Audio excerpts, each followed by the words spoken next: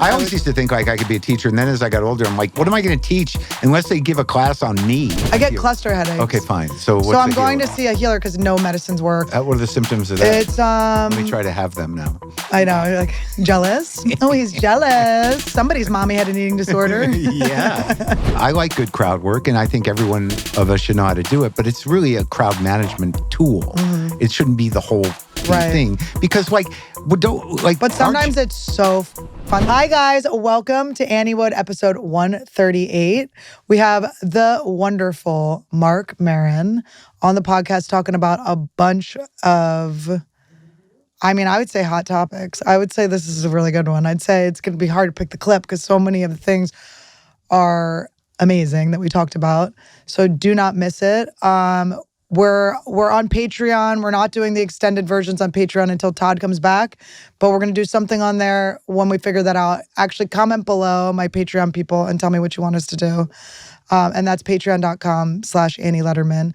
And as you know, I'm a stand-up comedian, and I love to come on the road. I love to perform in front of you guys, and I love to meet you guys afterwards. It's literally my dream come true. So come see me. You can see me next tonight at the Comedy Store for an Anniewood and Friends. I have Anthony Jeselnik, John Gobelcon, Brett Goldstein, Dax Flame, and Otsko and Gareth Reynolds. This is literally a killer lineup. I'm so excited. You ain't never seen a lineup like this at the Comedy Store, so do not miss it.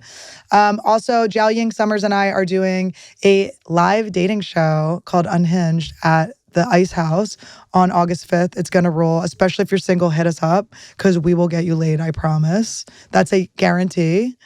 I'm going to be in Phoenix, Arizona, August 7th through 9th. I'm going to be in Tucson, Arizona, August 10th, just one night at the Rialto Theater. I'm going to be in Bakersfield, California, August 23rd. I'm coming back to Bakersfield. I'm obsessed with you guys. I'm going to be in Calgary, September 25th through 27th. Seattle, Washington, October 3rd through 4th. I'm going to be in New Jersey. I'm coming back. I'm coming to Uncle Vinny's baby. Come see me. My family's going to be there. It's going to roll October 17th through 18th. I'm going to be at Skankfest in New Orleans in November. I'm going to be in Texas in January. More dates are always added, so go to annielederman.com/shows. And I truly cannot wait to see you. Enjoy the episode.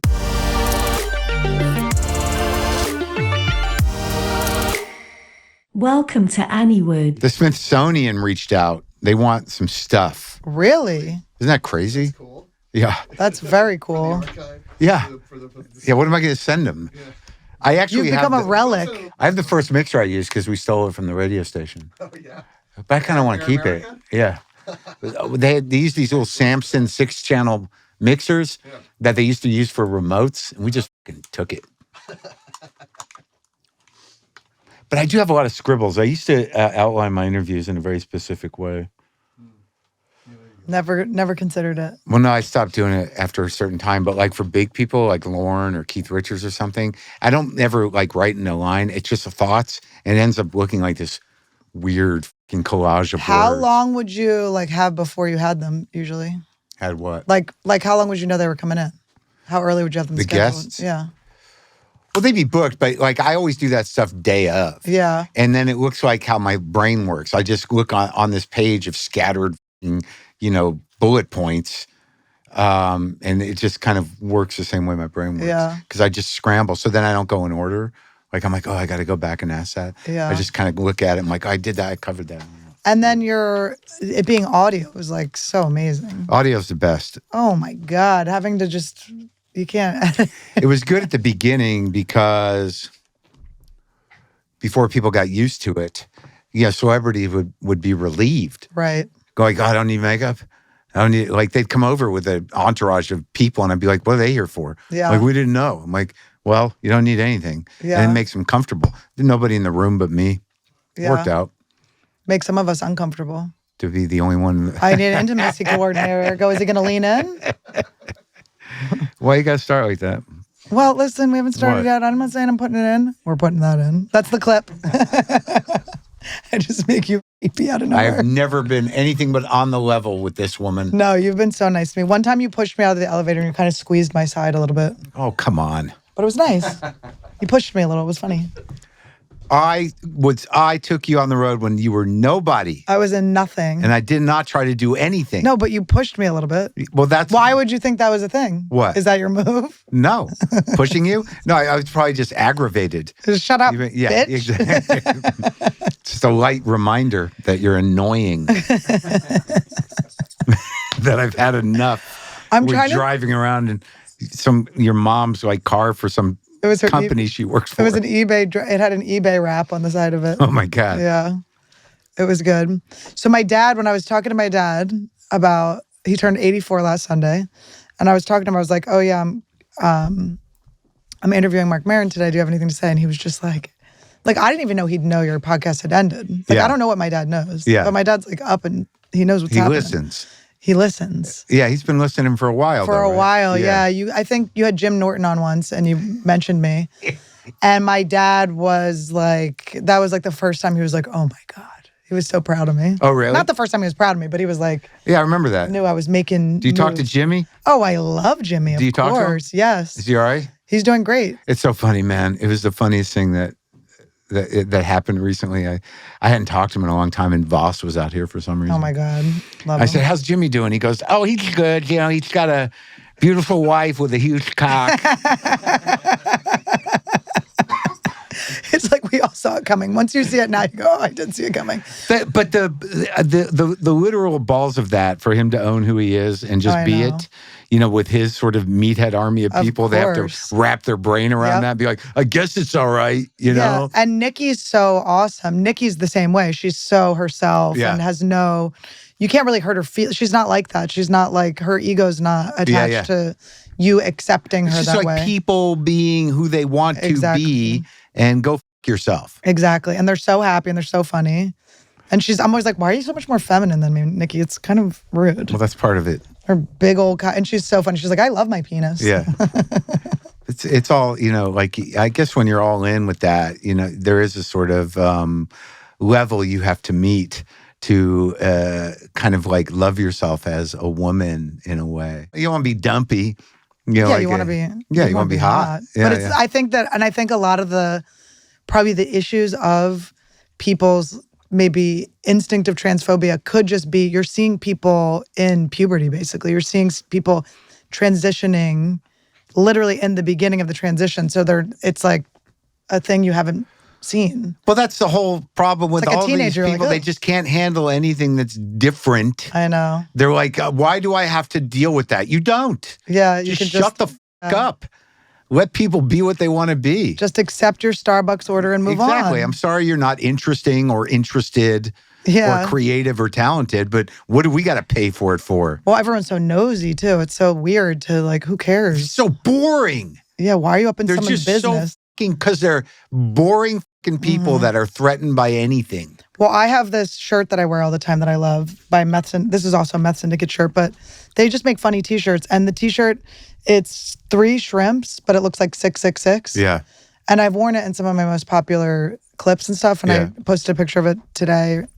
And Christians go nuts. And I'm like, what a nerd are you? Yeah, what are you? It's shrimps. Yeah. People are like, why would you wear the shirt? I want to be like, it's actually, ironically, my lucky shirt. Yeah, yeah. Sorry, guys. And how dorky is it to like that old Hicks joke? And if you're questioning my shrimps, you're the devil. Yeah, exactly. Why are you? Yeah, why are you thinking about it? Worked up about the shrimps.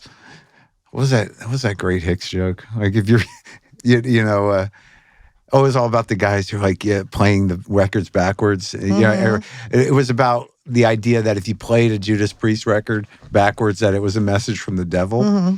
And he goes well, if you're actually trying to figure that out, you're the devil. Yeah, the devil's in you. Yeah. Oh yeah, there's the shrimp shirt.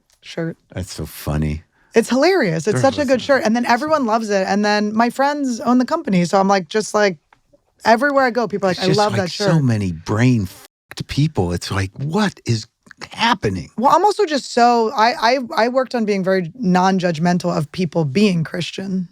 I've gone oh, you know what? You're seeking something, you found something somewhere, but I'm but why are you on my deck about it? Well, that's the next phase where it's everyone has to be like us or they're part of the bad people. Right. Yeah, I can't. It's ridiculous. It's all over now. And it's like it's going to be like they're just going to kill poetry and jazz and interesting art and everything because they're just so their lack of tolerance is consuming. Yeah, and you should go see the Museum of Tolerance. It's not what you think. If you don't know what it is, go do mushrooms. You're not going to know what it is. Do some mushrooms. Before this government changes it to like just to portray the Nazis feeding the Jews. Right. Be like, oh, the Nazis were the best. Yeah, they're the best. I think I gave Kamal, we came up with a joke on there where, because they have the African American Museum. I'm not sure what it's called, but it's all about slavery. Mm-hmm. And I said, I don't know what's going to happen with this administration. It's called whoops. Bad. Well, now they're going to like change the point of view to the slavers as opposed to. Oh, right. Like these white men that were oppressed. Yeah, we took their slaves. It really is so funny. But the Christian thing really bothers me too, as a woman of the age that I am, where it's like, now I'm engaged, I'm like settled down, and now we're trad wife. Now it's like you're supposed to be a high value woman, and a high value woman means you like never f***ed anyone or whatever. I'm like, what nerds? What are these dorks? Or that you don't do anything but sort of serve a man, husband in the family. And I'm like, everybody knows it's like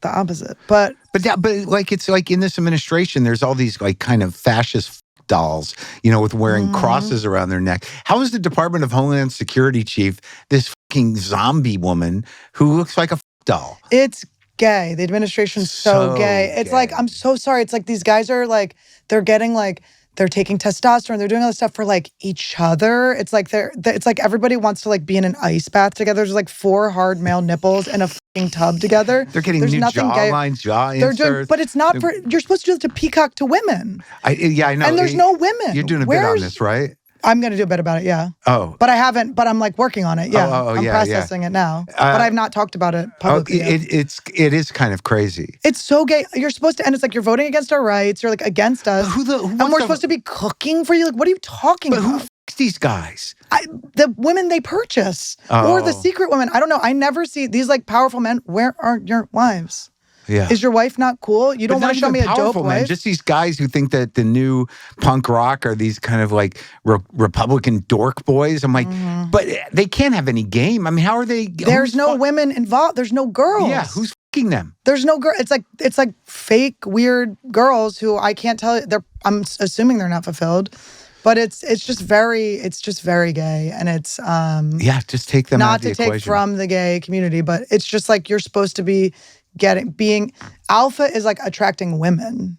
I know, but none of them are. Well, I'm not going to say none because I don't want to hurt their feelings. I know that. I don't want to generalize, but there's very few real alphas among them. Right, and the freedom of speech guys, I will tell you, I've never felt more censored than when I'm around freedom of speech guys. Oh yeah. It's really the only time I'm censored. They just don't like anything that's interesting or challenging in a way that's other than like, how much can you lift? Right. And also it's like, wouldn't you want to hear from like another point of view and then grow and take what you can take from it and move forward? Sure. And just go like, that was weird. Yeah. I'm not even sure how I feel about that. Yeah, but what's wrong with that as opposed to that shit? Yeah. Or like, I have no space, like, or what? It's just gay. It's not even space. It's just gay. It's gay. They just definitely don't have the space. Where are I feel like, and this maybe is like swinging too feminist or whatever, but I'm like, I find the coolest guys usually are surrounded by cool ass women. Yeah. And the women make them look even cooler. I'm like, where are your wives? I was thinking about this the other day because some comics sort of like kind of retro jokes about women.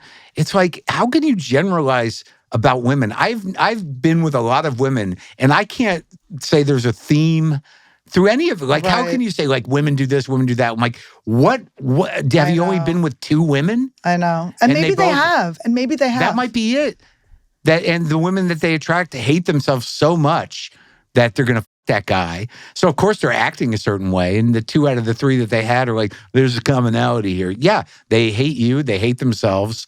And the whole thing was but it's like these guys that are like high value women, trad wives, women that I'm like, you're the same motherfuckers that begged me to fuck you for years. Like, you begged me until I gave in. Now I'm disgusting and low value because you begged me to fuck you. And now I feel so betrayed. I'm like, how dare you? I don't know. I don't know what's going on out there. But it's dorks. I think what it is dorks are running. A lot of dorks. And they are buff dorks. Buff dorks. Yeah.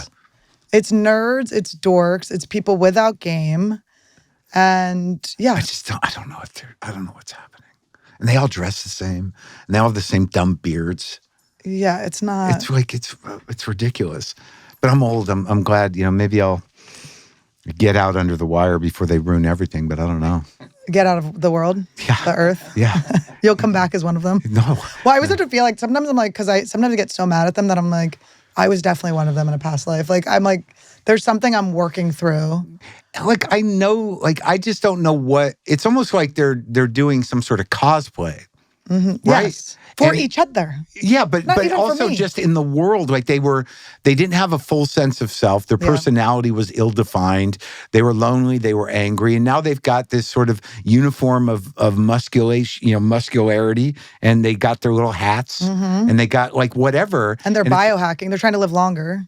For what? I know. You don't even have a girlfriend. That's the other thing about Christianity. It's like, who wants this to go on in any form? I know, guys. What are you doing? It's so dorky to be like, you're supposed to not have like had lots of sexual partners. That's the dork, guys. You didn't get laid. You're a nerd. I'm sorry. Like, unless you like fell in love or something. But I do understand the idea of control to a certain level. Like if you're able to forego the curiosity or the possible insanity of living a full life that involves getting out there with your dick or whatever, that, there is something to be said for that idea of like, trust and the sanctity of marriage and all that if you don't have the adventurous spirit. Yeah. But it seems like a lot of them are just out doing shit on the side anyway. I know, you're f***ing everyone. It's like, what is going on? It's just very like, it's people fine. Are so well, you weird. think of like the open relationships too. I always feel like people in open relationships are so hilarious because it's always the person, I just from what I know, I don't know this that this is always the case, but it tends to be like, like a guy will kind of like pitch it. Yeah. And then the girl runs with it. Yeah. And then they're like, wait. It wasn't supposed to be that open. Wait, it's so much easier for you to get laid than me. Wait and a also second. like those poly people are kind of peculiar in and of themselves when they declare themselves as that. Yes. You're better off just saying you're dating other people, like the whole poly. That comic Chris Fleming. Very funny. Yeah, he did hilarious. like some kind of short YouTube things about the poly people. He's so funny. He always picks the funniest topics, like these weird little great references. Yeah, he's really and references that I don't know if he's like just tapped into the zeitgeist or he's like explaining them enough that everyone can kind of understand. No, but they're so good. He's like making fun of he made jokes about the guy on the subway that asked people questions with the Metro card. Yeah. What? Yeah. Who would even think to make fun of him? I know. He's very free flowing. And he dresses wild. Yeah, he's like funny, a wild, man. funny He's little so funny. thing. Because I interviewed him and I was like, I don't really know this guy. I've seen him around. He looks like, I don't know what he does. And I watched him and he's like, he's got real chops. I mean, he can really do comedy. Yeah. And that's the other thing about these guys is that they're ruining comedy with their boring delivery. It's so boring. And also you're just saying the things we already heard this in the 80s. It's I know. like, just so boring. They already canceled Dice for this. He literally got canceled. You never saw his movie because of this. Yeah. It's just boring. Yeah. What's happening? It's very boring. They're making America boring again. Yeah, you're being boring and you're being like victim-y and like authoritarianism is boring and exhausting. It's exhausting. Yeah. So much shit coming at you every day just to make us fucking nuts. I know, and it's like, just don't you want to like help anyone? Yeah. You don't want to help any other people? It's not in your heart to help people. Isn't that Christian, to help people? Yeah, that's not the kind of Christians we're dealing with. I'm like, don't you want to help? They want you to obey them, abide by their rules. It's like, and don't challenge anything. I know, I can't be challenged. But that's how I felt to say the other side of things. So it's not like I'm just, I want to be critical thinking. But when I was doing the Women's March in 2016 and I was fucking like wearing a pussy hat and I was only hanging out with lesbians. Do you still have your pussy hat? Oh my God, no, I threw it. I was actually so embarrassed. It was actually so embarrassing. Like first of all, it had to have been a Republican that did that. It was like a plant, those pussy hats. I mean, it was like, there's no way, like, who did that to us? It's so humiliating. They didn't put an instigator in to start shit. They just gave everyone a pussy hat. I mean, it was They're going to do themselves in with the pussy hats. So embarrassing. They're like giving out knitting instructions to make the most humiliating costume we've ever had. And then it was funny in the end where it was like, oh wait, so it wasn't that men wanted to hear us be louder about it, but that we were upset. Oh wait, it backfired. Oh, they didn't want us to scream it. I'm like, women need to start meeting in the fucking basements again. We need to start like plotting and planning. I don't know. Come out like little, But I am feeling a rise of feminine power right now. I don't know if it's just what I'm attracting or whatever. I'm just seeing it. It's like in my algorithm. I'm just seeing bad bitches come up. But I think like a lot of times with these people that kind of collapse into something more traditional, I think a lot of them are mentally ill people that have just pushed themselves over the edge and now need to reel it in. Yeah. I mean, I've felt that before. Yeah. Like, I don't want to be a trad wife, but I've definitely felt where you're sort of like, I could use a little more discipline. Yeah. And discipline's good. It's great. Yeah. I don't think that it's bad to have discipline. It's just, are you doing it for yourself or are you doing it to look high value or whatever the terms are? Or just to, play it safe. Or to prove like, look, there's that guy that's like, put rocks in your, like, I'm hiking with rocks in my bag? No. Yeah. What is that called? Goggins guy? Go rucking? Or whatever. It's like, can I just like... Hike? Guys, hike? I gotta. Oh no, like that's not that enough. whole sort of like push your personal limits through exercise. It's like, all right. I just talked to a guy who climbed Everest. I'm like, I don't need to do that. I mean, what did you do? And then what's your life after you climb Everest? Well, you're a guy who's climbed Everest. You're just telling everyone how you climbed Everest. Absolutely. For the rest of your life.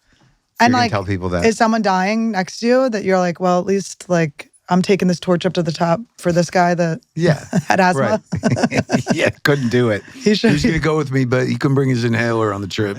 Oh, I mean, it's like, and then you die on Everest. Imagine that's the end of your life. There's bodies up there. I know, they're all over the place. I don't know. Why don't they take them down? They don't want to go up.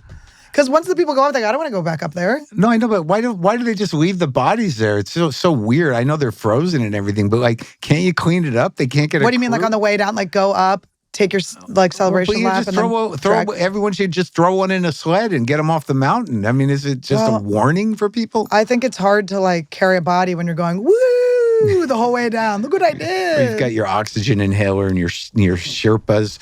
But like, it doesn't make sense to me that they don't bring these bodies. Like, what are those families doing? Well, he died on Everest. It's like, where's he buried? And he's up there. He's just up there. Yeah, you just left. Your family just has no clue where you are. Well, you're just up there. People walk by and go like, look at that guy. Nice hat. They probably steal his hat. They're cold. Oh, I need that extra clothing.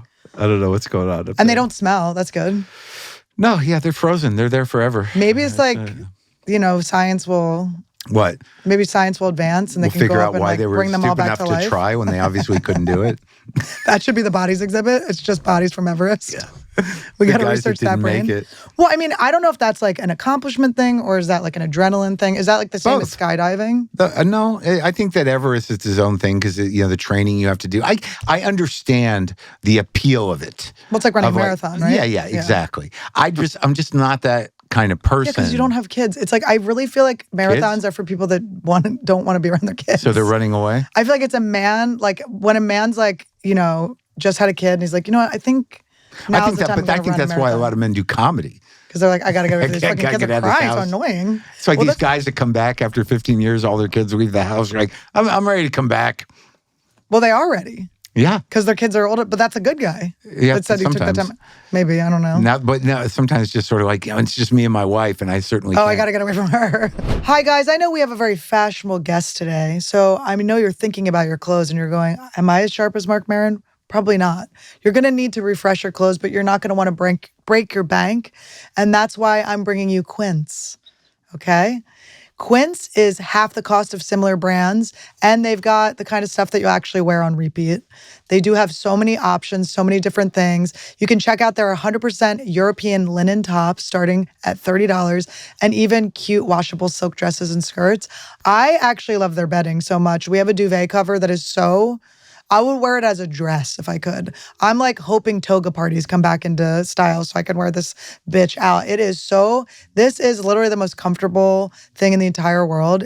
I'm actually sad when Randy throws up on it and leaves the skid marks that I have to wash it and not have it on me at all times. I'm sad when it's in the washer. That's how comfortable it is. It is gorgeous. Quince is the place to go for that type of stuff, and it's so cheap.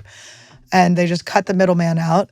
By working directly with the top artisans and cutting out the middleman, you get luxury pieces without the markup. Give your summer closet an upgrade with Quince. Go to quince.com/Annie for free shipping on your order and 365-day returns. That's QUINCE.com/Annie to get free shipping and 365-day returns. Quince.com/Annie. Yeah, no, I would love to be a dad. Being a dad seems awesome in comedy. Yeah? Being a mom, it's like, what am I going to be breastfeeding on stage is a nightmare. I know moms do it. Maybe I got some frozen ones, but I'm like, what? What do you mean? It's too late already? It's not too late, but I'm not making a decision anytime soon. I'm procrastinating. I'm treating it like my exams. I'm like, ooh. Why is the pregnant special hack now?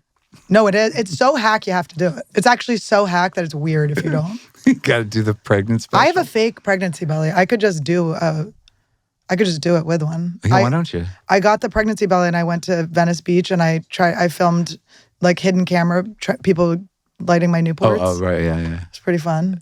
Oh, you're gonna go find it? Yeah. It's pretty funny. But I will tell you, the white people did not care, and any person of color was like, this one girl came crying. She was like, please, I'll give you $50. She was so broke. She was like, I will find $50. I will give it to you right now. To stop smoking? And then she was being so sweet. And then she goes, I don't want your baby to be retarded. And I went, oh, okay, well, okay. All right. But it was like, yeah, it was fun. But what I was saying was when I was marching and I was mad and I kind of was like in my anger, I could not be challenged. It was so frustrating to try to hear any male perspective. I find myself doing that too. I was talking about it today on the show. This kind of like the anger that maintains division, because you can't. Everyone's operating at this level of mania. You know, that you have. I really believe that all these people that were once relatively decent people that have locked in to, whatever point of view, you have to have a certain mania to maintain it. And you can't really indulge other ways of thinking without being competitive or skewing. Well, you're in fight or flight. You're like completely activated. Not really. Well, we're never really in it. Yeah, but people are so much more complicated and complex. Yeah. But like somehow or another, when you put all that stuff front and center and you're in that thing, all the other stuff is just hiding in you. And I don't know how you fix it. There's some people like on either side that their brains are broken to the point where it's like, there's no coming back from that because this is what your humanity is now. I don't know what that is. Well, that's why, like, I think meditation, that type of stuff, where it's like, everyone's just like, every like spiritual guru is like, calm your brain. Yeah, I don't know what that is. Think nothing. Yeah, I've tried that. Do you do it? I do, yeah. I meditate. That didn't sound convincing. Well, I mean, I skip a few days. Huh? Skip a day here and there. I'm going to go to a meditation retreat. I don't want to say which one because I don't want anyone coming. What are you going to do at a meditation retreat? You're going to drive everybody crazy. I know. I always think of myself getting kicked out of like a silent retreat. There's no way I'd make it. No, and also you'd be kind of like poking at people. But don't you think you need starting that shit? Much? I know. I got to try to put the funny ego. So you're going to a retreat that people look forward to see if you can do it? Well, I'm going to try to keep to myself. I'm going to try my best to not be like chatty. You're not going to judge? I'm going to work on it. I'm working on it. I'm trying not to judge myself, judge anyone else. The idea, someone should record her trying not to talk. I know, my God. Amazing. Trying not to just, preemptively take everyone down a notch. Well, I mean, only the ones that need it. Sometimes you have to equal it out. Yeah. I was pretty good at like bullying the bullies in middle school. That was kind of my shit. Yeah. It felt good. I would knock them down a little bit. I like it. Like with that, when you're smart and you do that, they usually don't even know it hit them. Yeah, it's great. It's the best. Yeah. They're confused. Their head's spinning. Yeah, they're like, what just happened? Well, there's a couple of people at the comedy store that you'd be surprised to see them just belly up when they come near me. I go, stay like that, and we're good. There's been some people I've had to really... There's like one guy from Austin that came here that was... The way he talked to me was so not the move. Yeah. And I had to just snap so hard at him. Yeah. And now he's corrected his behavior. I'm like, this is not... You get nothing or you change, Yeah. When I'm around you, I just try to maintain an even keel of mild nervousness. No, you're fun, though. You like when I make fun of you. I've never had a problem with you, unless you've had a problem with me secretly. But I do not. I know you always liked it. That's why I was saying Caroline Ray, when I first became friends with her, she was like, I love how you talk shit to Marc Maron. I was like, I've always talked since the beginning. I think that like I enjoy it if someone can do it, but sometimes people are so intimidated by me or think I'm something I'm not. But the people that are able to see the soft core and poke at it, I'm okay with it. Well, I feel we relate in that way. A lot of people think I'm a raging. It's innate with some people, like there's certain people that can bust my balls and I can bust theirs and it's fun. Yeah, we're silly also, by the way. Hello. But also we can take the hit. Yeah, I like a hit. Even if it hurts a bit. Yeah, but there's that little truth, but that's the best one. I know, my God. Yeah. When I gained weight, when people would hit me with weight jokes. When you were fat? Yes, when I was a fat bitch. No, when people would hit me with like a weight joke that was like, like worded, I would like cry laughing. Tim goes, I remember he was like, I was talking to him, it was like during the pandemic, and he was like, man, remember like when we lived in New York? Wouldn't that be crazy if we lived in New York, like going up all those stairs? I go, yeah, well, it's a little harder for some of us than others. And he goes, a little harder for you now, huh? And I was like, oh my God. It just feels, especially when you're in the middle of a dig and then someone digs you back. Oh, it's just like my favorite. That's the dig dance. The dig dance. Well, that's how my dad's like that. So it's like, I love it. It's so fun. I didn't say anything to you about that. I thought, because I'm very sensitive about weight, and I thought, like, I know, because you're like manorexic. Yeah, I'm manorexic. So I'm like, she'll get back to it. Yeah, I'll get back to it. Or I would have gone the other way and been famous. Oh, God forbid. What? I just completely plumped up and just became like the fat girl, the fucking hilarious fat girl. I could have done it. I don't know if you could. Out of the male gaze. I like being in the male gaze. I can't help it. Really, I can't tell. My hair extensions. Hi. Hi, boys. Still here, boys? Hello. You would never let yourself get to be that. I mean, we'll see when I get like to the facelift age how long I want to stay in because that's really the decider for women. Like, you can see the women that are like, there's like the J-Los and stuff where they're like, I must stay in the male gaze. And they work and they're very rich, so they just, and it's just all kind it's like, even the best ones, though, it does take on a veneer of weirdness. Mm-hmm.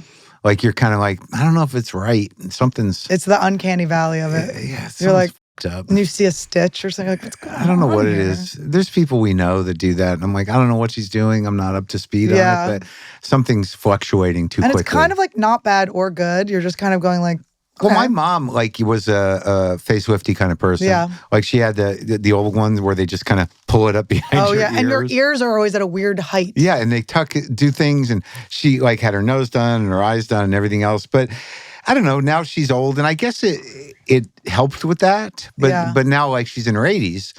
But nothing weird has happened to her face, but you can't fight it forever. Yeah, I think it's like if it's like, it's just you choose, like, do I want to... Which type of bitch am I gonna be? My mom was always like, I remember, like, I don't know how long ago it was, but I get this message on my machine, so it must have been a while ago, where she's like, hi, I'm going to go into the hospital. It's nothing terrible. Don't worry, So I call her up and I'm like, what's going on? She goes, I'm just getting my boobs redone. And I'm like, what do you mean redone? Like, I was so... You didn't know your mom had a rack on her? No, I just thought she had great tits, and then it turns out, I'm like, when did you get the ones you were... Were you holding women to like a higher standard of tit? No. I don't, I'm not specific like that. You'll take any of them? Yeah. Within reason. Yeah. Huh? A mismatchy? What does that mean? I don't know. You get different cup sizes. Oh, I thought you just meant, like, I take everyone on their own, sort of, like, I don't have a type really. Right, of course. I mean, neither. No, but, like, she was always very vain and anorexic and had these boobs and the blonde hair. I never knew what her real hair color was. Yeah. But I asked her, I'm like, when did you get the original ones? And she must have had some of the first ones. She says, like, when you were like 13, I'm like for my bar mitzvah, God. Did you get fake boobs for my bar mitzvah? Put 2 yarmulkes on them? Yeah. But she said, yeah, they're getting calcified. I'm like, I don't need all the details.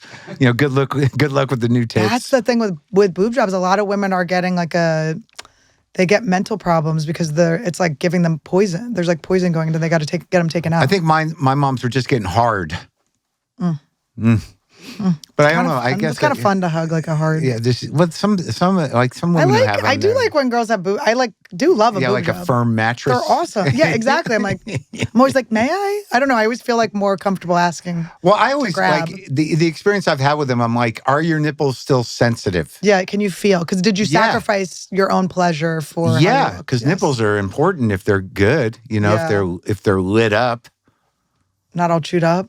Well, no, I just mean that they're like, some people are like, I don't have sensitive nipples. I'm like, well, that's sad. I'm like, are you sure? Yeah. How about now? And you're like, get like a hammer out.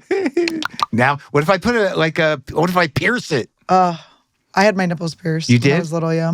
How was that? I got them when I was 14, one when I was 16. How was that? Did it help her? Like, I remember a woman that I dated years ago. She had big boobs. And she didn't have sensitive nipples, but after she pierced them, they got sensitive. Full on, yeah. I will say I didn't have much experience of the pleasure 14, before 14. I had a very minuscule amount. Yeah. But it was more just because I had small boobs and I was insecure about it. And I was like, oh, I'll like dress them up. Oh, yeah. And it was cool. Did I thought you it was do it cool. at the mall? Or No, I went to South Street Tattoo. It's not around anymore, so I can out them. Yeah. I won't be taking them down, but it was this. Oh, this because you're woman. too young? Well, I mean, it was crazy. They were touching my tits. Yeah. It was literally insane. Yeah. I'm glad it was a woman. Yeah. It's a different time. Different time. It was, It was the late 90s. Punk rock, man, It was cool. It was fun, though. But now I went and saw like a healer because I get cluster headaches. I get cluster headaches. Okay, fine. So what's I'm going healer? to see a healer because no medicines work, and I don't want to some people take mushrooms. I'm like, I don't want to take mushrooms or anything. What's the cluster? What are the symptoms of that? It's Let me try to have them now. I know, like jealous. Oh, he's jealous. Somebody's mommy had an eating disorder. Yeah, for sure. Somebody's mommy had a tit job. To this day, yeah. It is fun to have an eating disorder mom, though, or dieting mom. Oh, what's the worst? My mom was always like, she had like one diet she did where she put little Post-its all over the house that were like, chocolate looks like poop. It would just like say stuff like that. But I'm like, I'm too little for this. But I'll tell you, it's my deepest fucking issue because of that. Yeah. Like the body dysmorphia thing, that's my deepest problem. I know, and you look pretty fat. What? I'm just kidding. Imagine. He's got to leave to What throw are you up. talking about? I've gotten better with it. I know. Right. I know I'm not fat. But, What triggers you? Huh? What triggers you? For me, like alone and just like looking at it, I just like I know that I always slouch because of it because I'm trying to hide my stomach that I don't have, and if my pants get a little tight or if I just feel like doughy or something, and I've gotten emaciated in my life just to try to make my mom like me, and she's like, I'm not even looking at you. I'm looking at myself. Yeah, that's the problem. But it was awful, man. She used to when I'd go visit her, I'd hug her and she'd pinch my sides and be like, what's going on? Oh, it's kind of funny though. I guess. No, it's funny. I make fun. I do jokes about it. I'm okay, but I've had to not get in that loop. Yes. Because I would talk to Esther about it. It's like when I look thin, when I get too thin, it feels great. Yeah. But then when you get old, though, you look haggard. It is crazy. You really hit an age where it's like people are worried about you. Right. Like a lot of these people on Ozempic look ill. Like when I did the what was it, the second, how many seasons of Glow did we do? 3? When I did the 3rd season of Glow, like I wanted to make sure before we started shooting that I lost a few pounds because I knew I'd be fucked up with craft services. The pre-filming. Well, just because I knew I'd eat. Yeah. Not even because of how I'd look. But if you look at pictures from the 3rd season, I look like I have cancer. Yeah. Because I was not eating and then it just started feeling so good. Yeah. And I was like, just keep going with it. And I look at the pictures and it was like, come on, dude. Yeah, my brother would Look, always. they have no pictures. Right before I was filming something, my brother would always call me fat. And I'm like, Timmy, no. Yeah, look how big my head looks and my hair looks so big because my face is and you've so got emaciated. your cheeks are going in. Yeah. Oh, I got too skinny. I wish do I like could this just Allison be fat. Brie. I do love this Allison Brie. What a cutie. Oh, she is cute. And Betty's an animal, man. Yeah. She's great. Yeah, I that love was a both of great them. cast. They were great. I didn't watch it though. Betty, you would like Betty. She writes stuff. She's wild. Yeah. Yeah. Hook it up. What, you want to come bring here? some bad bitches together. Yeah. Oh, she'd to be hang out. I great. don't know. Well, She can come on, she didn't live here. Oh, I was bet she would Canadian? do it. No, she's in New York. Oh, New York. Yeah. I don't know why. It's like so many people I hit up. They're like, I live in Canada. I'm like, oh. Really? A lot of people. Like who? Or maybe they're just filming in Canada or whatever. They film so much shit there. I'm trying to get into Canada. You want to stay there? Well, I'd like to have the option. Yeah. On paper. Like I applied for the PR, the permanent residency. It's like a visa, work visa. Mm-hmm. But you can kind of be, if you spend a certain amount of time up there, you can work and use their health care. We need you to balance this place out. You no do? pressure. All right. I know. I didn't side. realize, how many people are going to be affected by me stopping my podcast, especially in the community. Yeah. I just didn't have any real idea. But like so many comics are like, I listened to it. That's why I got into it. And like, I'm like, oh, what am I doing? Because I thought it was just like, aggravated, creative, middle-aged ladies. Trust your instincts. What? That you had to stop it. It's like, oh no, I'm good with it. Right. But I love that you're letting something have like a cycle. Yeah, dude, it's like the work we did has never been compromised. It was never about money. It was never about, making content. We did a very specific thing in a very high quality way for a long time and let it just be. Let it be. Mm-hmm. You don't want to be like, forever, go forever. No, like you want to be one of those people who's like, oh shit, is he still doing it? Yeah. Holy I haven't listened to that in a decade. Yeah. You changed it to holy Yeah. Oh, he's still doing it. What the fuck is this guy thinking? Yeah. Now he's really old. He's got different problems. It's really compelling. Well, my dad was like, I just love that he's just going through it. He's just telling you everything he's going through. They're going through it with exhausting. him. I was like, yeah, he's an asshole, but in a good way. No, I'm not. No, a good way, fun way. I think I'm less of an asshole. You are. That show probably made you way less of an asshole. Yeah, of course. A lot of things did. Age does, and just realizing like, I don't know. I think it was a real exercise in empathy. You know, because like I don't think people are naturally empathetic. Most people. I think you have to learn how to feel and listen and do that. And it definitely built that out. Women are a little more empathetic. Huh? Are they? Women are a little bit. I think I would just, this would be my guess. It's a maternal thing? Yeah, you have to right. be. Yeah. And that's where I used to always think about with the argument of like, women aren't funny for men. Like I always thought that the way I could kind of like forgive men for that bullshit is like, oh, you're not built to be empathetic. We are, so we can sit and listen to you guys talk about your dicks all day. Yeah. Because we can go, that would be interesting. Yeah. Yeah. That would be interesting if we had a dick, that would be an interesting thing. But men are like, it's like, oh my God, she's talking about being a girl. No, I love female comics, and I like. We know. No, not me, but you know what I mean. I have not slept with any comics since I married one. But you had a long time before you married her. I didn't. She was really to be honest with you, I think Mish was the only, and she wasn't really at a level, but she was in the world. Mm-hmm. But she's really the only one I slept with. Yeah. If I'm trying to really think about it. Oh, Caroline. But that was, we were younger. That's so cute. It was so funny because we're so opposite. It's so it was like funny. In the 80s, and she was doing that whole waspy thing with her little bouffant thing. And I was like this sweaty, long-haired, smoking guy. Yeah. And we just, we had a little buddy thing for a while. That's adorable. She's the cutest little thing. I just love her. She is so funny. Yeah. She is such like a nonstop killer. Yeah, and she's also kooky. Yeah, she's just like herself. She's fun. She's not bubbly and I feel like bubbly can be an insult, but like she's just fun to be around. I went to a premiere of a show with her, or I didn't go with her, but she likes, there. She's like, what's wrong? Yeah. And you got to get up. You got to get up to her place. Yeah, I love it. She's vibing high. Yeah. But it's really always been a pretty good space for me in comedy because I really respect comedians, but I respect women who can do it. Mm-hmm. And I almost always tour with women because it's like, why not? It's interesting. It's a different point of view. The audiences like it. Mm-hmm. It's good. That's how Norton always was. That's how Jimmy was. And that's why, he was the first person I opened for on the road and it was so fun. And I learned so much. That's probably why I'm so masculine on stage, honestly. Really? Because I was dealing with the Opie and Anthony crowd was my first crowd. Oh, boy. It was good, though. I got right in. And it also helped me, and I should remember this with Trolls now, is it helped me back then because it was the beginning of Trolls. It was the beginning of the internet of people commenting and stuff. And I was like, oh, they're all trying to be a part of the joke. It's not mean. They're literally trying to be they think it's fun. Opie and Anthony. Oh, right. Yeah. I think they almost probably invented troll culture on some level. Oh, yeah. It was just it was crazy. But also, I like weird people. And I like people that, the thing about comics, men or women generally, what it used to be, it's you're dealing with people that spent their life not fitting in, that made a choice to do this thing because they didn't have anything else they could do. They don't work in the real world. So they're all weirdos. And I love it. I used to tour with Lara Bites a lot. Oh, yeah. She's full on, great weirdo. Yeah. I think she's gotten a diagnosis. No, I know. And I go, oh. She was so thrilled. Yeah. Because she's finally my life makes sense. That's when you know it's real. Because I would not. What? If someone diagnosed me or something, I go, nope, don't have it. Yeah, well, I'd be like, no. No, nice but try. For her, because she was wondering sense.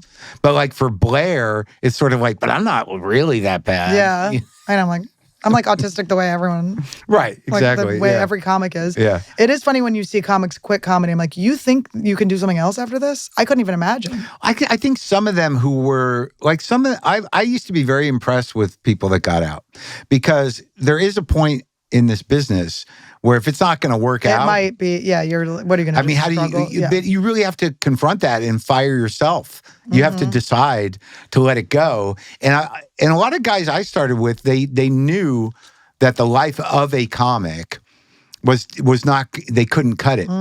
But they became writers and they became producers. Right. They made a fortune. Right. Like I could never do that stuff. I'm like, I'm all in. I don't know what else I would do. No, I can't. I was like a teacher before, but I've literally said pussy juice so many times on YouTube. It's like I would never be able to. Can't go back to that. I can't. I always used to think like I could be a teacher. And then as I got older, I'm like, what am I going to teach unless they give a class on me? Yeah, exactly. Yeah.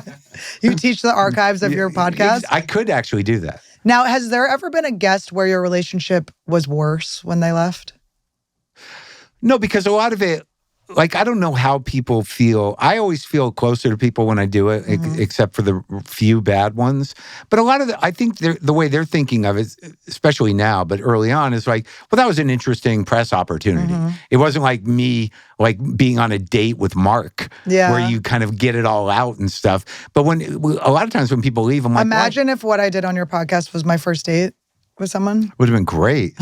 Like it's just full on trauma bonding. The most dumping the whole thing on. Well, that was great. That was really actually very important. That was very important for me. Yeah. To get that out. Well, that's good. It was really good. And the way it was edited was so cute. Yeah. my producer's a genius. But I always feel closer to people.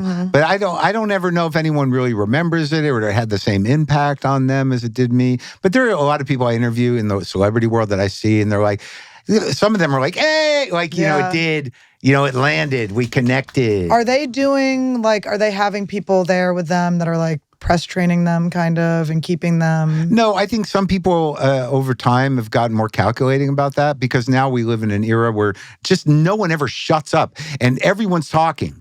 Like everyone's talking. That's why you see all this clickbait about like, you know, I worked with, you know, Gene Hackman 40 years ago and he, you know, what like they're dishing on dead people, these celebrities. It's like, why is that a thing? Yeah. Because they're letting them talk. There's too many outlets. We used to not know a thing about I know.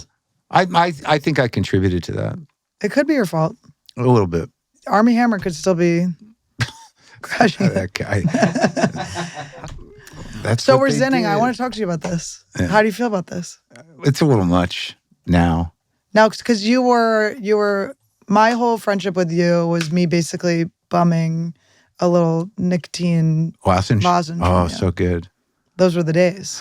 I like those. I would still be on those, but I think they were starting to fuck with my stomach a little bit, like just because of what's in them. But I went back to them a little bit because I found some a couple weeks ago. Was in them?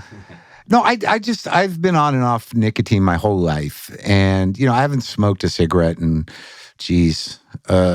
probably 20 years, really, 25 years more. But I've never really been able to fully get off nicotine for more than 3 years. Why do you think? Because, like, when you're sober, it becomes tricky to figure out how to reward yourself. Like I don't mind, like, I've been off coffee, off nicotine, off everything, off my dick. And it's okay, but it's not that fun. Yeah. Well, do you think, like, why do you think your reward is something that's kind of like bad for you? But is it bad?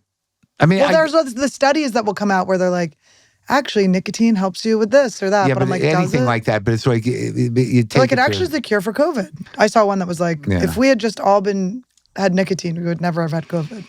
Well, I guess it's all a little bad for you, but like even ice cream. But isn't that what you're attracted to about it? No. That's not what the reward is? Because the reward of ice cream is bad too. Kind of. It tastes good, but it's like a punch of goodness and then you kind of feel sick. That's right, but that's a brain thing. It's not because it's essentially bad. You're getting jacked on sugar. You like all the chocolate and all the fun. I mean, it's not because ice cream's bad. I mean, like I talk to some people, like I look at ice cream as bad because like I'll plow through a pint and be like, what the f*** did I do? I think that's what it mostly is that you're actually addicted to beating the shit out of yourself after. Right. Yeah, like ooh. You know, like when you a fun night of not sleeping. Or whatever. Like you're just sort of like, what the f*** did I do? It's so much longer than whatever buzz you're going to get. Yeah. So it's got to be about that. Well, they have, I'm sure you tried intuitive eating or heard about that. What's that? Intuitive eating is like you take good and bad off of everything. Yeah. And you just, if you want. Some people are just normal like that. My girlfriend's sort of like, I just eat ice cream. I know. And she doesn't care about fat. I know. It's so awesome. I'm like, what is that? It's so awesome. Yeah. You go, oh my God, your parents were different than mine. Yeah. It's just like, she'll just eat things where I'm like, what are you eating? Oh my God. When fat shaming became like a bad thing, I was like, if fat shaming had been around when I was a kid, like I would have had nothing to talk to my dad about. Like my dad was like making fat jokes left and right. It was hilarious. It was funny. Yeah. I remember he would call me Rexic, anorexic. Yeah. And my mom's like, you're going to give her a complex. And he was like, she's going to be anorexic? He was like, it's going to be the other one. I don't know. I don't know what. I guess it's the moral judgment on this stuff. Like Zins, I know they can't be great for you, but I know it's better than smoking. It's better than doing it with tobacco product. I do think that the nicotine has never been something that makes me think better or jacks me up. Because nicotine, I think, can go either way. It's a depressive and also a stimulant. But I always get kind of like, grr. I don't really, yeah. Oh, I was vaping for a while, and I'd be up I would all never night touch that vaping. Well, it was crazy because my fiance vapes. He's been vaping around me 5 years. I've never got like hooked. It never even crossed my mind. And then I wanted to do something bad. The smoke doesn't look right. I don't know what's in it. No, it's crazy. It's weird. But no, the last flavor I had before I quit was Coca-Cola slushy. And it tasted exactly like when you go to the movies and you get like the Coca-Cola. Like exactly. And I was like, okay, this is it. I can't go beyond this. Did it make you nauseous? No, it was delicious. Was there nicotine in it? Yeah. It was like delicious, like cola air. For me, I'm pretty. And then I went, I gotta stop. Mint is where I draw the line. It's just like mint of some sort, or just basic tobacco flavor. Like someone sent me some new like nicotine pouches, and they had like all these different flavors. I'm like, I'm not doing. I know exactly what kind you're talking about. Can't do it. I like those ones. You do? I like the flavors. This is like, I don't know. It's like instead of ice cream. I know I can't remember what it was called, but yeah. I don't like it. I don't like flavored things in general. The Lucy's, yeah. Lucy's was my shit. Bert gave me like, because he quit him and they had sent him this kind of giant tin of like the ones with like a thing that like. Yeah, you pop it. Yeah, pop it. It's like But they're 8 milligrams. I'm on 3s and that's the limit, dude. No, people, I've tried. Knock me down. To fit in, I tried to Zen before, and it's the only thing that shuts me up in my entire life that ever has made me stop talking. I'm like, yeah, you get kind of I'm like queasy nauseous. and dizzy. I'm like, okay. Was it 6? Yeah, I think it was 6. I can't do the 6s. I'll do them occasionally, but like I don't even know why. This is what happens to me with them. The reason they're bad is eventually I'm like sluggish all the time, and you're like, well, this is me. But it's not. Yeah. I've been craving. I have an app where you can see how many you're doing, but I've already forgotten to. Yeah, you have to plug it in. No. It's just like so you can like wean off them. You program. But in now you're ready. You're ready to quit them soon. Yeah, but that never works for me. Like if I'm gonna quit, it's got to be cold turkey, and I just got to do it. I do like to go back and forth. I do like to have like a bad little thing, but I don't really have a bad little thing right now. I'm trying to just meditate when I want that thing. But is that satisfying? I'm also, my body has had it. The thing is like none of it lasts as long as it once did. If anything becomes a habit, you either it just won't work anymore or you just always feel kind of shitty. Yeah, or you're like, why do I keep doing it? You're like doing it. But even like jerking off. Like you jerk off and it's like, and then you're like, all right, well, it's like done. Never, it's never a good ending. Okay, I'm not going to make you touch that nasty pizza, but come here. What is it, real pizza? No, it's his little pizza. Oh, okay, yeah. He loves to just hump it and bite it. It's so cute. He's like Army Hammer. I would like to. I feel like I'm like getting tired of him. Yeah, no, I think addicted though. Sometimes I think I might be more addicted to quitting things. I do love the feeling of when I get over something. When you really get through it and you're like, I'm clean, I'm good. Well, because quitting drinking was like, I never relapsed. I never have had any desire to relapse. It was fucking sick. It's a mess. And it was the best. Same with cigarettes. And then cigarettes, I went back and forth, but I got hypnotized and I never, like even, Randy. But fortunately, culturally, it's just like it's just stupid. Yeah. It looks stupid. There's nothing good about it. Like people, well, don't you just like holding one? No, not really. Well, when I see people smoking, I was like, ooh, bad boy. I'm like, look at you. I guess to me it looks odd. It's just so funny to smoke at this point. It's like people that just drink a soda. Yeah. I'm always like, you just drink soda? Like it would never cross my mind. Like a sugar soda? Yeah, to just have like a sugar soda. I can't even imagine that. Yeah. Just but having cigars, like I'll do them too, but not like a cigar bro. I just like to do it where I just sit there and just smoke one, get sweaty. I like a cigar that lasts a long time. I'll just sit on my porch and do it until I get that place. It's kind of nice. Oh, I think they're disgusting, but I'm so pick me girl. I will always try. I'm always like trying to do it. Like I went to a party at Burr's house once and I was like trying to smoke the cigar, and I'm like looking at it, I'm going, what am I doing? Yeah. Like, Burr doesn't give a shit if I smoke this cigar. Nobody looks that good smoking a cigar. And also, like, there's just a like, certain I'm type so, of like, old guy that looks good, but most young guys just look stupid. Yeah. They're trying. You're trying a thing But it's on. a drug. I mean, like cigars will get you fucking f***ed up. Like you get like because it absorbs on your mouth. It also absorbs with the smoke. And like if you've got like a one that's a high quality one that'll last 45 minutes and you can ride it, it's okay. I've smoked with Burr before. I think it's cute. Like I like the Santino's the one that got me back on nicotine. That fucking devil. Yeah. Oh my God. It's like just go golf and leave us alone, Santino. Well, no, we were in Montreal. I'd been off nicotine for like over 2 years, I think. And we're in Montreal, and he's like a devil dude, you know? Yeah, he's like, hey, ginger. dude, why don't we get some Cubans? I'm like, I can't because like if he's like, come on, man. He's like, come on, man. Yeah, we'll smoke one. Then like within 2 weeks, I'll be just 2 a day on my porch, and I'll have to get on Zins to get off them. He's like, no, man, it'll be all right. And I'm like, and I did. That's why he's fun, though. But I know, but I knew what would happen, and I don't blame him for it. He's a little ginger, little instigator boy. I like him. He's the best. Yeah.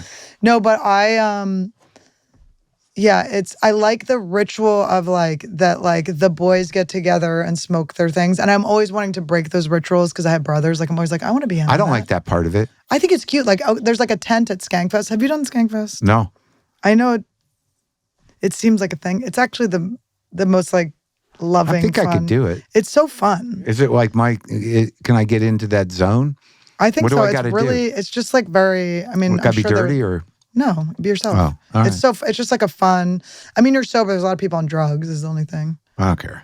But as long as they don't like, corner me to talk. Well, that might happen. Yeah. There are a lot of fans, so you got to get to the green room. Yeah, I don't feel like that group is necessarily my fans. I've decided that some people just don't, I'm not their thing because they think I don't know what they think, but I think they would love you. And I think the thing with Skankfest that's so funny. It's Big J, Lewis. I don't Dave know Smith. Lewis. Lewis is great. Good guy? Lewis is a good guy. Like, I know Big J, good. They obviously like to say the words. It's like fun for them. I mean, yeah. That's cute. Say the words. Okay, yeah, fine. Whatever, do your thing. Yeah, that's what But they're not hacks. No, I like Big J. You know what I mean? And Lewis, I think I'm doing a podcast with him. Are you doing Story Wars? No. I think I'm going to do Soder's. Isn't Soder, Love Soder, yeah. Isn't he with Lewis? Yeah, I mean, he's like in the world. But his podcast, though, don't they do one together? Oh, no. He used to have one with Big J called Bonfire. What's the one with Bobby Kelly? Kelly, Lewis? Bobby Kelly's doing it with Lewis and another guy, and Joe. Joe List? Yeah, it's Joe List. They have, Louis what is that, J, the regs? And Soder. Yeah, that's the one. That's the regs? Yeah, that's the... Okay, so... I mean, I love those guys. I really do. It's so fun. It's like... I don't like that certain people put me in this other lofty place. But it's not. Or a woke place or whatever. I'm definitely... It's so annoying. You're very honest. Do I have to do the words to get past? I know. And also, it's just like... It just takes all kinds in comedy, and it's just very like... But the thing is, I've done all the jokes, dude. Yeah. I've done all the wrong-minded shit. Right. I've done all of them. Yes. Like, I've been doing this for like 30, 40 years almost. Yeah. And I was never like a safe comic. So I've tried all the things. Yeah. You're not shocking me. Well, now it is actually punk rock to go against the administration for some reason. I don't know what. No, for some reason it has actually become that. I don't know my problem is that whatever they were fighting for in terms of language is now being used to shut down any sort of artistic creativity or cultural advancement for people that are marginalized. Like, they're using woke to destroy democracy. Right. Anti-woke. They're using it for policy. And these guys are like, I just want to say retard. It's like, well, now we have authoritarianism. Right, yeah. How's that? Is that good? Also, you could have just said it. Yeah. Yeah, you could have just done it. Why do you have to like make a whole thing about it? Yeah. Who's telling you can't say it? Yeah. It's like, what it is people got confused with like well, people having... it was the trigger. It was the thing on my new special. When is this going to air? On my new special, which drops August 1st, I talk about all this shit on HBO. And, it was just, there was cultural pushback. And I believe that whatever they were calling wokeism would have found a level. It would have eventually... found a level, and it would have been an advancement for democracy. Eventually, people are like, we don't say anymore. Right. Well, maybe they two do. people did, and now they launched both their careers. But the thing is like language evolves. Yeah. Figure it out. But also it's like say the words, but it's also like you are allowed to say the words. No one's really even like there's very few No, but it people was pushing cultural out. pushback.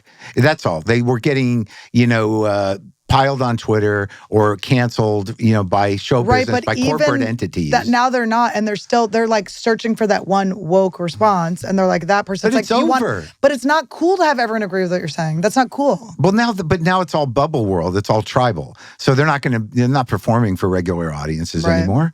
They're performing for their people. But it's just like, the words shouldn't be the joke. Yeah. I mean, figure it out.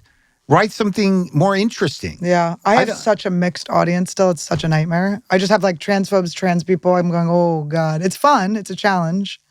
But it's not.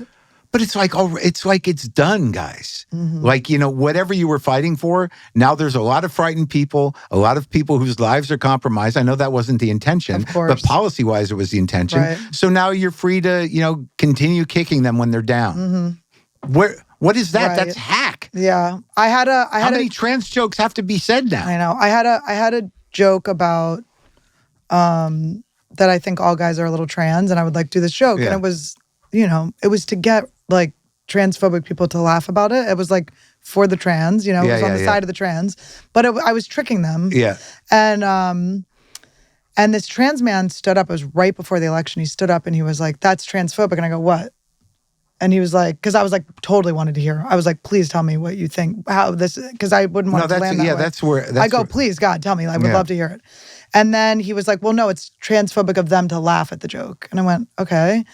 And then I went, all right. And then I was like, okay, well, what am I supposed to do when I have like a split audience and I want to talk about culture? I want to talk about things that are happening. And he's like, well, you're not trans, so you shouldn't talk about it. And I go, I don't agree with that. I think like it shouldn't just be, I shouldn't just be coming on talking about being a blonde girl with the dog, like we should be talking about all the things.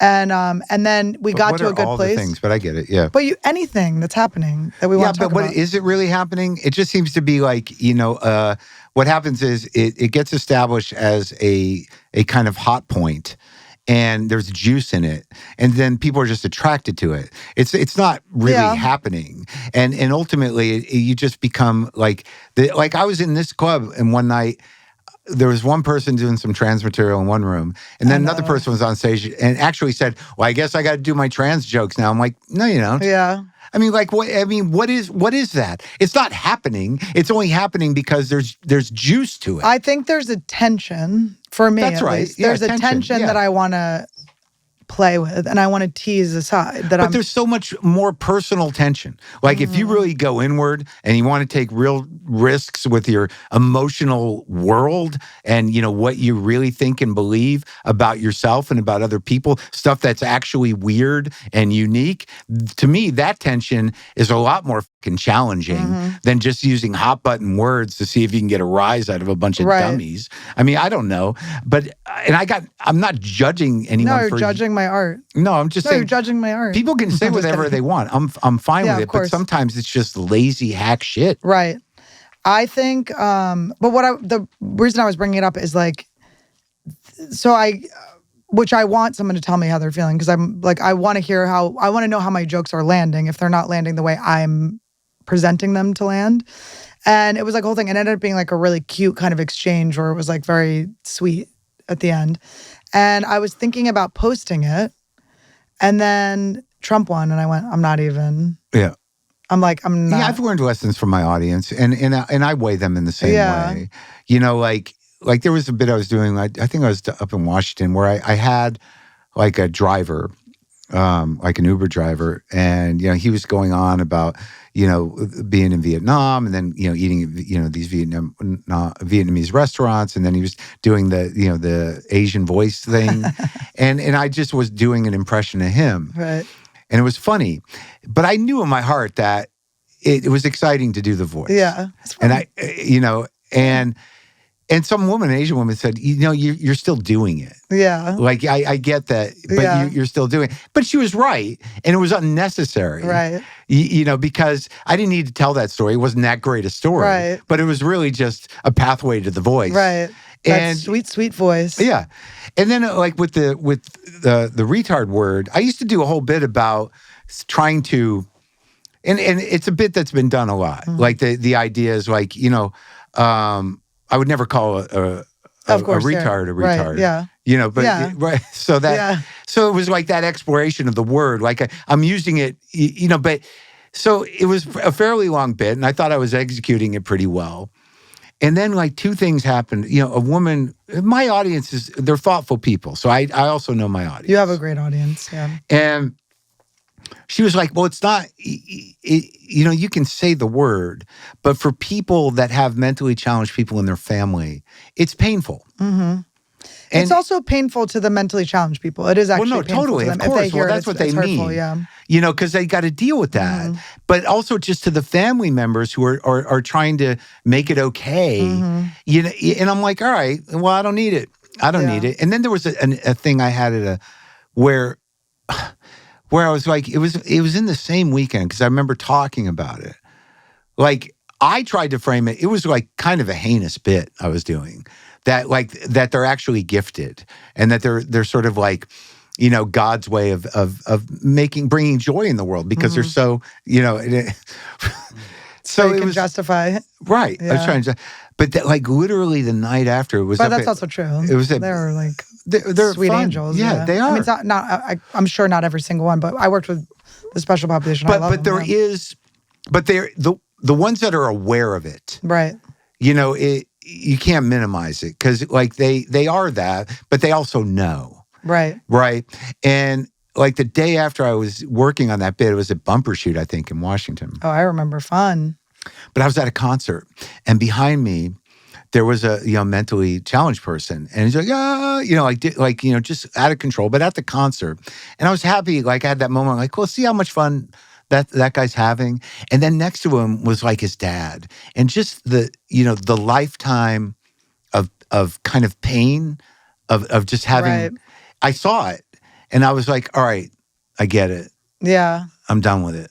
Yeah. Because it's not just, it's the whole community of people around them too. Yeah, I used to work for Easter Seals and I was a camp counselor.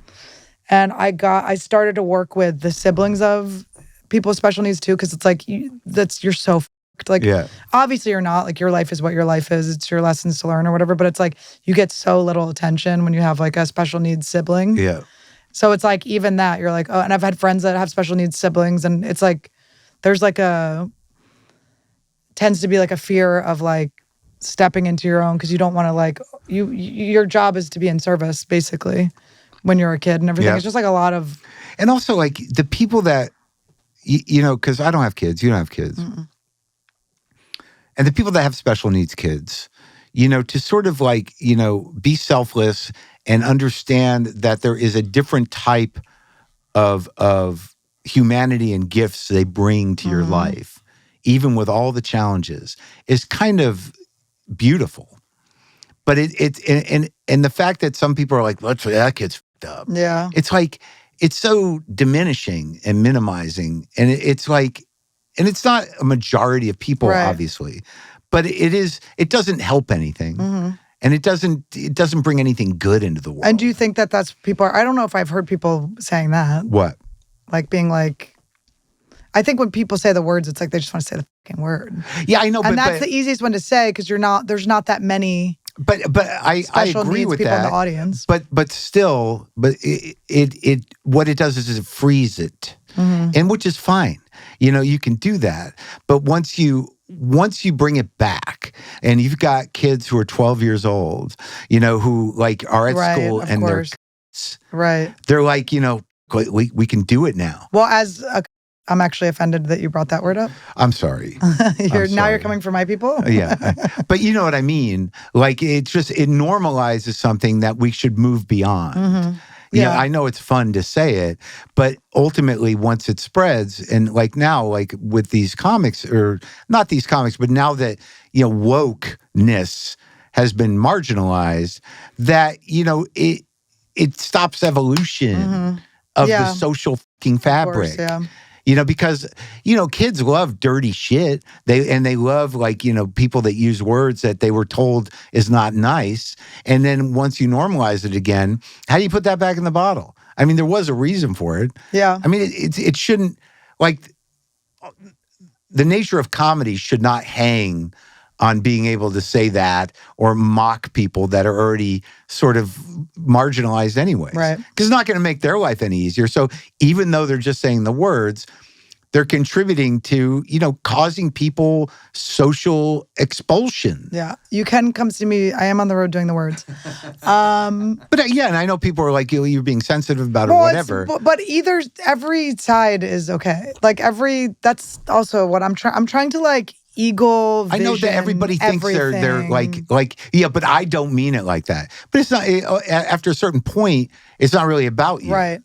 Well, it's also just it's not moving anything forward by saying it. It's moving it backwards, and it's making it's normalizing something that once it's released into the world and culturally okay, is going to push back people that have tried to integrate and tried to be, to have a respected role in society.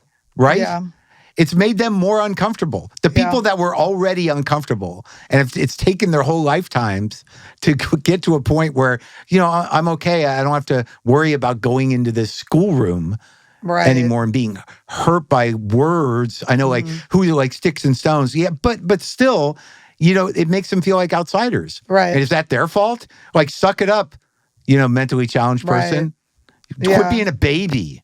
Yeah. I know, and I think people that have physical disabilities too, I think they have a very advanced view of society too, because they see people acting f***ing weird around them.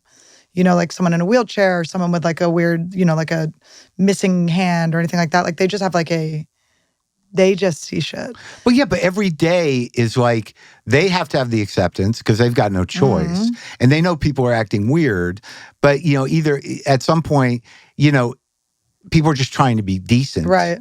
You know what I mean? No, I know, but I think it's like a faster evolution or something, or you're learning a life lesson faster or something. It's forcing, it's not your choice. You're there. You I have a friend who, he's a reality star, he's an athlete. Yeah. And he's on the show called The Challenge, and he was born with one hand, and he is just such a good athlete. And maybe he would have been a good athlete if he was born with both his hands. Yeah.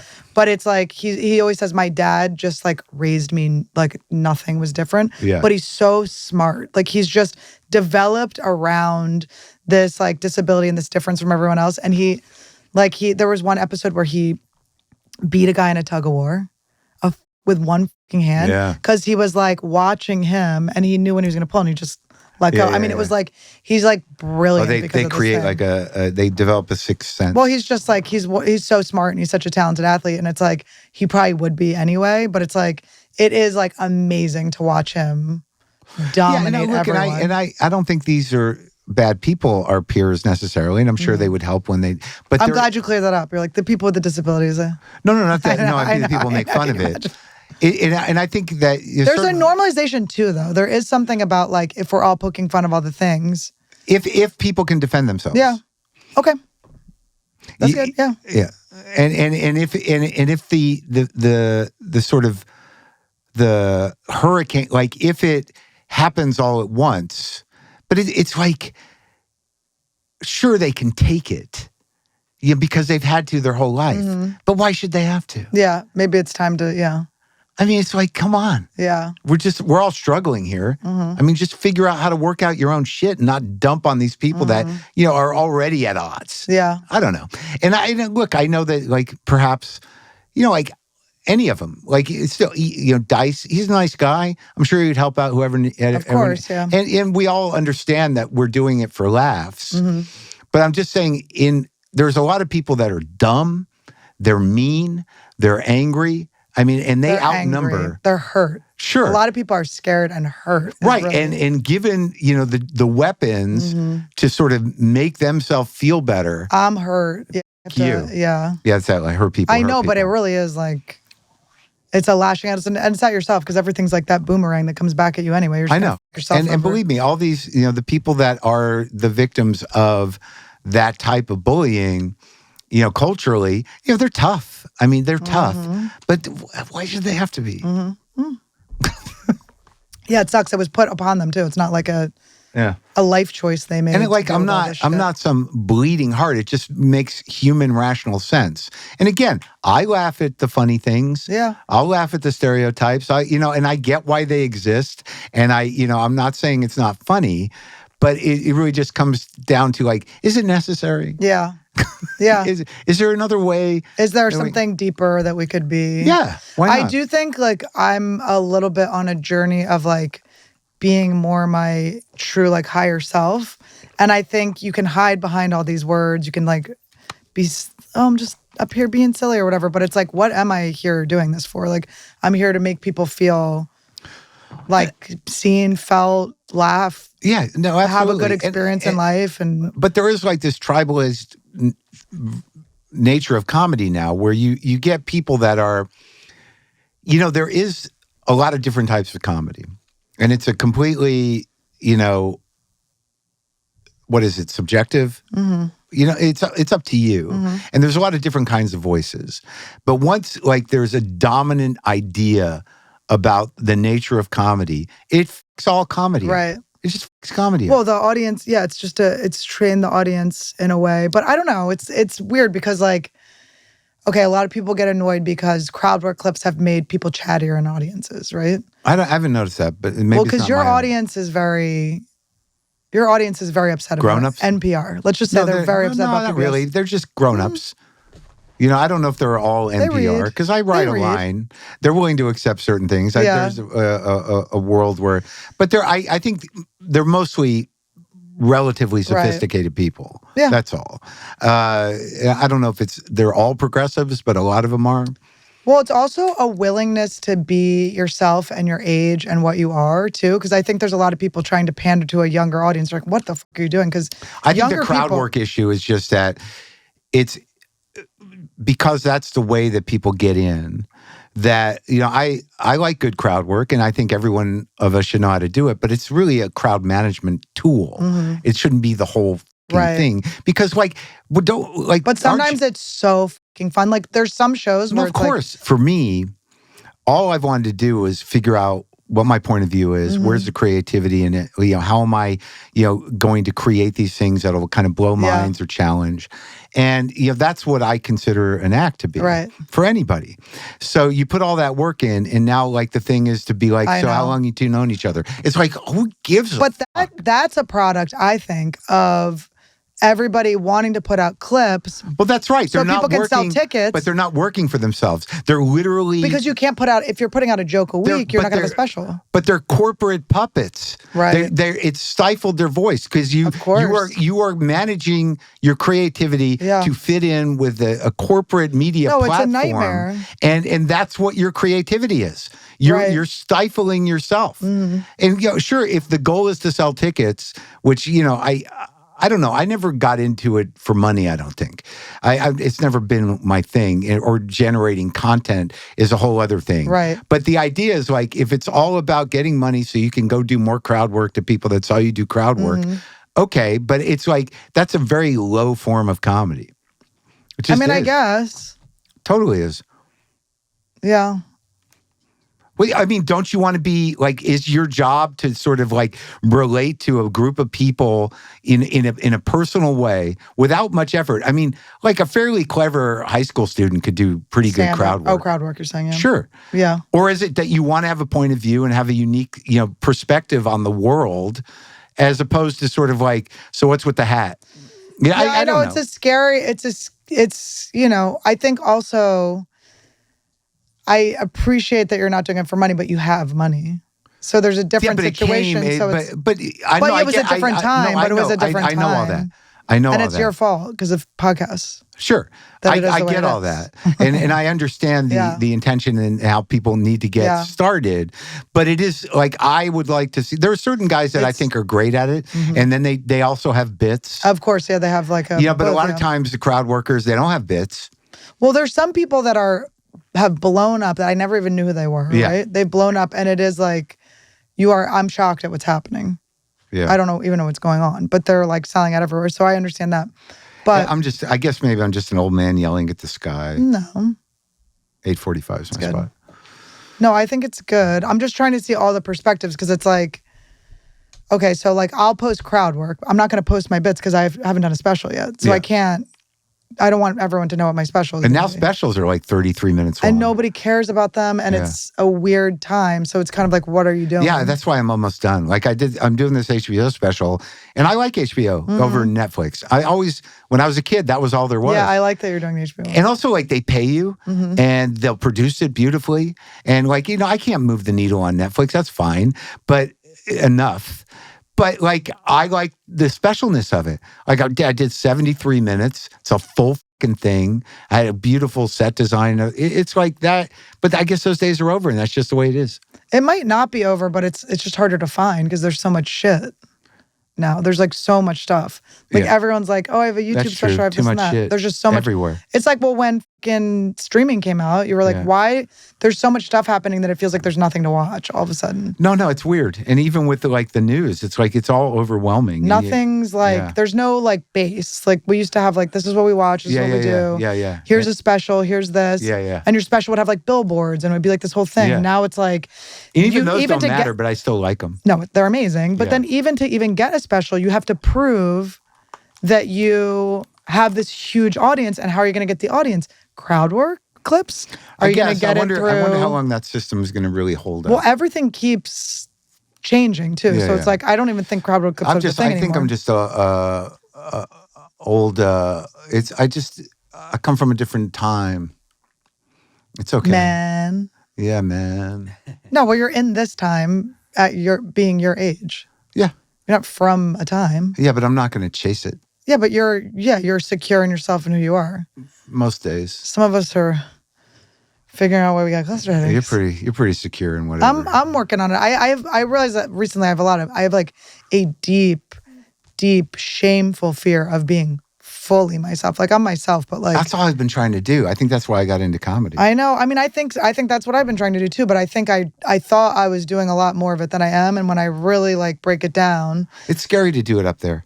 Yeah. To really be yourself. Well, because I've never been a character. Everyone's a fucking character. I go, oh my God. So if people don't like your character. I was jealous of people that. It's like, I know, I'm like, it's amazing. Yeah. But I'm like, when people don't like me, I'm like, you don't like me. Yeah. But to be yourself, like, it's like, the reason we do comedy was probably put in place to avoid it. Yeah. It's just the nature of comedy is to keep people, at a certain distance. I know, but I want to step into I want to be like my full everything. I feel like with crowd work, I'm able to access through, and that's kind of how I write jokes. That makes sense to me. That it makes me be fully because sometimes when I'm like, if I'm repeating jokes that I've been working on for like a year, I get that. I'm like, this is not me. I'll concede that. And I can get through to jokes, and I'm having these like relationships because I'm dealing with like my issues with men. I'm having a moment with my girls. Like I'm having like a weird goddess moment. Yeah, but I think that's I'm working it out with like these, like there was this guy in the front row, this like Native American. He goes, I'm Native American. I go, I'm not going to make fun. He was like scared of me. I'm like, I think I'm going to make fun of you for being fucking Native American. Are you crazy? And then I'm like, I'm love. Like, and we just had this whole like fun exchange. And at the end, he was like, it was just like a loving, fun. No, I think that's a good way to look at it. And I don't think I ever looked at it that way. That when you are in because I can do crowd work, right? But to me, it's like it's kind of easy and it's always too angry, and I just want to get through it, right? You know what I mean? So I don't thrive on it, right? But I think in those moments where you have to do it, which is still where I'm at, I'm not going to do it. To open the set. Well, I'm ADD. I'm like, I look at someone, I'm like, I have to talk, I like have to say something. No, I'm usually doing it to manage a situation, or if somebody is having a conversation with me. But in those moments where you have to, be in the present in that way, I think you probably are in some ways more yourself. Yeah. Than doing the jokes. I also feel sometimes like literally like a higher being is channeling through me, and I'm like, yeah, but that's how I write my jokes anyways. Right, but I do them. That's how I get to them on stage. Yeah, like, it's like I do it through just like having a funny idea that gets laughs and then building it out. Which is kind of the same thing. Like maybe I did have that thought. I'm not looking to them for it. Right. I'm looking to myself. Like the way I kind of talk about it is like I will corner myself on stage to where I have to be funny. Right. You have to find it. I don't know where it comes from, but it's not usually going to come from. Well, you don't have to. Huh? You could just eat it. No, I've eaten it. Suffer. Yeah, no, well, that feels happens. good. It's important. But you can usually bounce back after you got the chops. But it's not coming from like, me talking to a guy about, his job. Right. It's going to come from me just sort of like, being open I enough just have to let it weird happen. moments where I feel like psychically connected to it's very weird. It's like very woo-woo where I'll like just see someone and like far out and I'll just know there's like something funny happening. Yeah. And like it happened to me last night, which is the guy was like, his arms are folded. And I was like, what? And he goes, I just have really long arms. I'm like, no, you don't. He puts his arms, the longest arms I've ever seen in my life. And it was like, I could just pull from it the whole show, like throughout all my jokes. And it just ended up being so funny and so weird. And this guy is there's like, definitely a connection. but I didn't but why did I know to go to him? Right. But there's it's just starting. There it is. There is a, like, I know that feeling of having an audience totally in one mind. Right. And I think that crowd work will probably get you there quicker. And I'm feeling like my cluster headaches are like, I'm trying to fit into this. I'm gonna have all these rules for myself and what I'm supposed to be doing and like fit into it. And I'm like crunching my body together to survive. But anyway. Well, you'll free yourself. You'll free yourself. I'm freeing myself right now. It's happening. All right. Can I go? Yes, I'm freeing you. Thank you. I got to Take go my do dog. a spot. I love you. It's nice I love seeing you so much. You're one of my favorite people. Well, thank you. You're sweet. Don't tell anyone though. I won't.